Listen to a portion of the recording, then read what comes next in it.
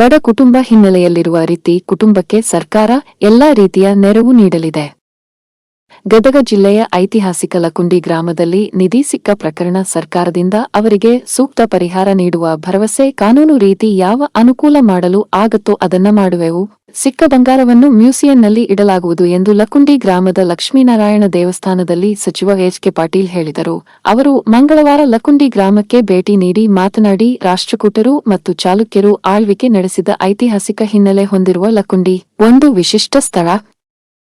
ಪುರಾತನ ಮತ್ತು ಮಹತ್ವದ ಪ್ರದೇಶಗಳಲ್ಲಿ ಕೆಲವೊಮ್ಮೆ ಅಚ್ಚರಿಯ ಘಟನೆಗಳು ಸಂಭವಿಸುವುದು ಸಹಜ.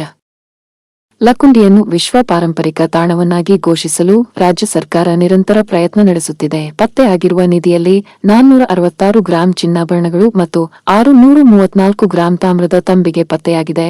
ಜಿಲ್ಲಾಡಳಿತ ತನ್ನ ವಶಕ್ಕೆ ಪಡೆದುಕೊಂಡಿದೆ ಎಂದರು.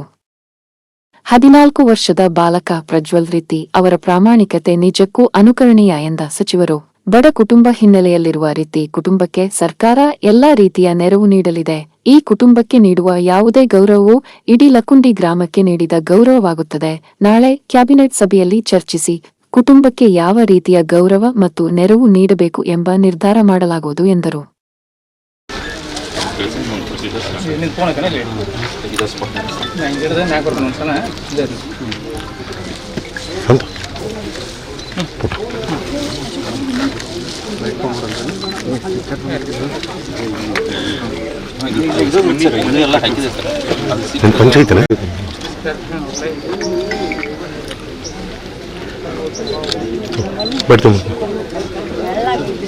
ಏನು ಕಾಳಜಿ ಮಾಡಬೇಡ್ರಿ.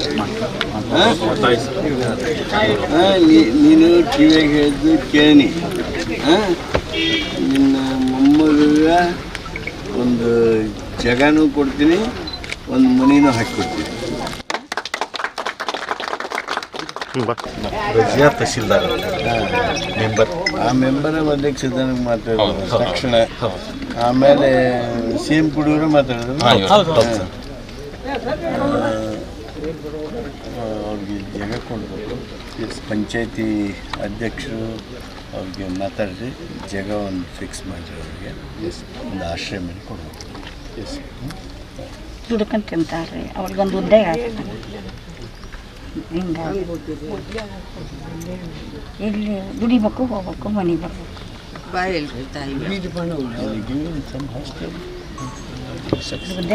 ನೋಡ್ತೀನಿ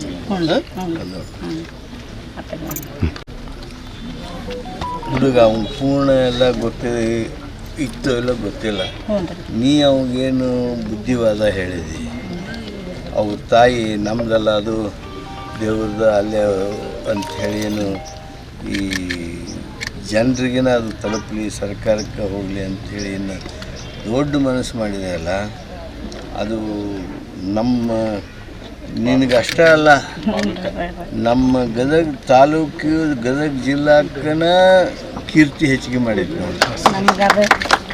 ಯಾಕಂದ್ರೆ 50 ಲಕ್ಷ ಸಾವುಕಾರಿಗೆ ಸಣ್ಣದು, ಇವಾಗ ನಿನಗೆ ನನಗೆ ಭಾಳ ದೊಡ್ಡದದು.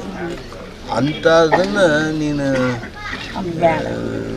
ನನಗೆ ಬ್ಯಾಡದು, ಸರ್ಕಾರಕ್ಕೆ ಹೋಗಲಿ, ಜನರದ್ದು ಅಂತ ಏನು ಮನಸ್ಸು ಮಾಡಿದ್ವಿ.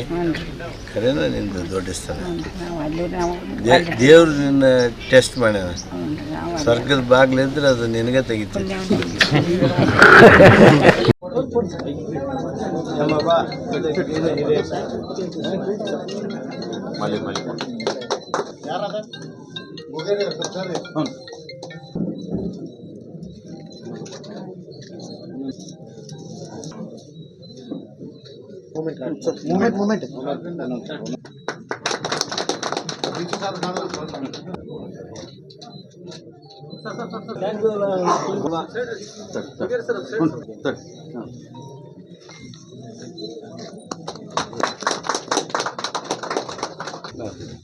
ಹಾಗೇನೆ ಈ ಒಂದು ವಿಷಯದಲ್ಲಿ ಬಹಳಷ್ಟು ಕ್ರಿಯಾಶೀಲವಾಗಿ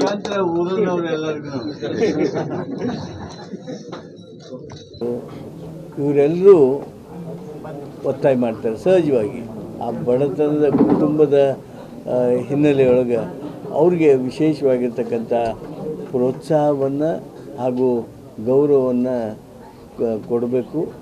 ಅದಕ್ಕೆ ಮನೆ ಕೊಡಬೇಕು ಅನ್ನೋದನ್ನು ಪ್ರಸ್ತಾಪ ಮಾಡಿದ್ದಾರೆ, ಜಾಗ ಕೊಡಬೇಕು ಅಂತ ಪ್ರಸ್ತಾಪ ಮಾಡಿದ್ದಾರೆ, ಅವ್ರ ತಾಯಿಗೆ ಏನಾದರೂ ಕೆಲಸ ಕೊಡಬೇಕು ಅಂಥೇಳಿ ಮಾಡಿದ್ದಾರೆ.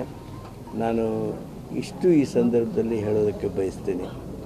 ನಿಮ್ಮ ಊರವ್ರಿಗೆ ಈಗ ಇವ್ರಿಗೇನೋ ನಾವು ಗೌರವದಿಂದ ಕೊಡಲಿ, ಅದು ನಿಮ್ಮ ಊರವ್ರಿಗೆ ಗೌರವಿಸ್ದಂಗೆ ನಾನು ಈ ಮೂರೂ ವಿಚಾರಗಳನ್ನು ಮಾನ್ಯ ಮುಖ್ಯಮಂತ್ರಿಗಳ ಜೊತೆಗೆ ನಾ ಇವತ್ತು ಏನೇನು ನಡೀತು, ಏನೇನು ಯಾರು ಹೇಳಿದ್ರಿ, ಜಿಲ್ಲಾಧಿಕಾರಿಗಳ ವರದಿ ಏನು, ಎಸ್ ಪಿ ಅವ್ರ ವರದಿ ಏನು, ಊರವ್ರಿಗೆ ಏನು ಆಗಬೇಕು ಅಂತ ಹೇಳಿದ್ರಿ, ಅವನ್ನೆಲ್ಲ ನಾಳೆ ಕ್ಯಾಬಿನೆಟ್ ಸಭೆಯೊಳಗೆ ನಾವು ಮುಖ್ಯಮಂತ್ರಿಗಳು ಕೂಡ್ತೀವಿ. ಆ ಸಂದರ್ಭದೊಳಗೆ ಅವರ ಒಪ್ಪಿಗೆಯನ್ನು ಪಡೆದು ನಾಳೆ ಸಾಯಂಕಾಲ ಹೊತ್ತಿಗೆ ನಾವು ಸರ್ಕಾರದವರು ಅವ್ರಿಗೆ ಏನೇನು ಗೌರವ ಕೊಡ್ತೀವಿ ಅನ್ನೋದನ್ನು ಪ್ರಕಟಣೆ ಮಾಡ್ತೀವಿ. ಇವತ್ತು ನಿಮಗೆಲ್ಲರಿಗೂ ಭಾಳ ಸಂತೋಷ ಆಗ್ಬೋದು. ನಿಮಗೆ ಸಂತೋಷ ಆಗೋಕ್ಕಿಂತ ಮೊದಲಕ್ಕೆ ನಮಗೆ ನೀವು ಹೆಂಗೆ ಸಂತೋಷ ಮಾಡಿರಿ ಅನ್ನೋದೊಂದು ಹೇಳಬೇಕಲ್ಲ. ಎಲ್ಲೂ ಜಗತ್ತಿನೊಳಗೆ ಈ ಏನು ಐತಿಹಾಸಿಕ ವಸ್ತುಗಳು ಸಿಕ್ಕಾವು, ಅವುಗಳನ್ನು ಮನಸ್ಸ ತಿರುಗಿ ಕೊಟ್ಟಿರ್ತಕ್ಕಂಥ ಉದಾಹರಣೆಗಳಿಲ್ಲ.